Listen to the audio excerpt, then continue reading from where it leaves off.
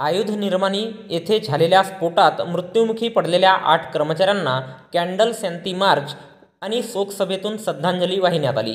भंडारा तालुक्यातील जवाहरनगर येथील आयुध निर्माणी येथे दिनांक 24 जानेवारी रोजी झालेल्या भीषण स्फोटात मृत्युमुखी पडलेल्या 8 कर्मचाऱ्यांना आयुध निर्माणी भंडारा येथील संपूर्ण अधिकारी कर्मचारी यांच्या वतीने दिनांक 28 जानेवारी रोजी सायंकाळी 5 ते 7 वाजता दरम्यान आयुध निर्माणी मुख्यद्वार ते आयुध निर्माणी वसाहत परिसर जवाहरनगर येथील लुंबिनी पार्कमध्ये कॅन्डल शांती मार्च आणि शोकसभेचे आयोजन करण्यात आले होते. यावेळी भीषण स्फोटात मृत्युमुखी पडलेल्या कर्मचाऱ्यांना श्रद्धांजली वाहिण्यात आली. याप्रसंगी आयुध निर्माणी भंडाराचे नवनियुक्त महाप्रबंधक दीपक उद्धवराव देशमुख, वरिष्ठ अधिकारी कर्मचारी यांच्या प्रमुख उपस्थितीत कॅन्डल मार्च घेण्यात आले.